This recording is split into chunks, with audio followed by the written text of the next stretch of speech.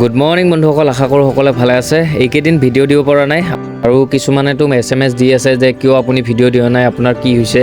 মোৰ একোৱে হোৱা নাই, ঘৰৰ কিছুমান কাম থকাৰ কাৰণে মই দিব পৰা নাই। আৰু এওঁলোকে মোৰ দোকানৰ পৰা 30 আখি কল ল'লে আৰু এই কলখিনি বান্দৰক দিম। আৰু এই মানুহজনে মানে বুট লৈ আহিছে ঘৰৰ পৰা আৰু এওঁ ওচৰৰে গাঁও এখনৰ, আৰু গাঁওখনৰ নাম হৈছে ভীমাজুলি। আৰু এওঁ আহিয়ে থাকে আৰু আজি দিব আহিছে বুট বান্দৰক।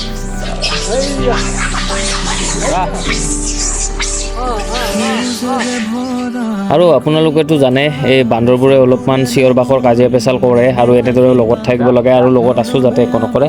আৰু বান্দৰখিনি খাব পালে অলপ শান্তিত থাকে, মানুহক অত্যাচাৰ নকৰে। আৰু আপোনালোকেও যদি কেতিয়াবা টুকুৰেশ্বৰী মন্দিৰত আহে, ঘৰৰ পৰা খানা লৈ আহিবলৈ নাপাহৰিব। আৰু এই মানুহজনেও মোৰ দোকানৰ পৰা 1 মোনা কল ল'লে আৰু এই কলখিনি বান্দৰক দি আছে। আৰু মানুহজনে ভয় কৰে অলপ বান্দৰ, যদিও লগত আছোঁ যাতে একো নকৰে। আৰু এনেদৰে আপুনিও খুৱাব পাৰিব আহিলে। আজিলৈ বাই বাই।